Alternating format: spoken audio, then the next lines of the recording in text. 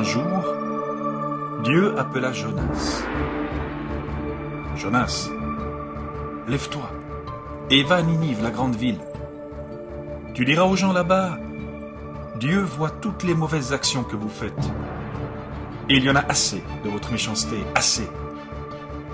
Voilà ce que toi, Jonas, tu vas aller leur dire. Lève-toi et va à Ninive. Jonas se lève, mais s'enfuit. Il ne veut pas aller à Ninive, et encore moins dire aux habitants que Dieu en a assez de leur méchanceté. Il arrive au bord de la mer, et là, il voit un navire. Jonas donne de l'argent aux marins pour aller avec eux dans un autre pays, très loin, très loin, à l'opposé de Ninive, le plus loin possible de Dieu et de sa mission. Dès que le bateau est parti, dès qu'il est loin des côtes, Dieu envoie une terrible tempête sur la mer. Les marins ont très peur et hurlent « Au secours !» Et chacun prie son Dieu de calmer la tempête. Mais rien n'y fait. Et la tempête continue. Jonas est au fond du navire et il dort. Il dort profondément. Le capitaine du navire crie « Lève-toi, dormeur !» « Et Jonas, que fais-tu là ? Comment peux-tu dormir ? Appelle ton Dieu, prie-le, supplie-le. Le navire est prêt à se briser. Ton Dieu va peut-être nous sauver. » Jonas raconte.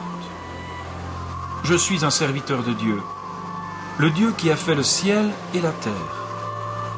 Dieu m'a donné une tâche à accomplir, mais moi, je me suis enfui loin de Dieu, le plus loin possible. Et voilà pourquoi la tempête est venue. C'est ma faute. Jetez-moi dans la mer, et elle se calmera. » Mais les marins n'écoutent pas Jonas. Ils rament de plus en plus fort, mais en vain.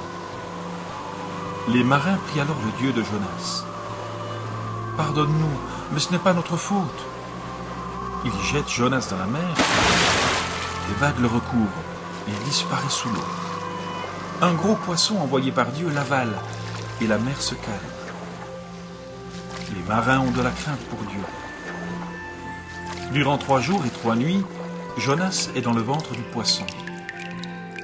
Jonas prie Dieu. « Ô Seigneur, je t'appelle, tes vagues me recouvrent. Sauve-moi de cette eau profonde. C'est toi qui me sauves. »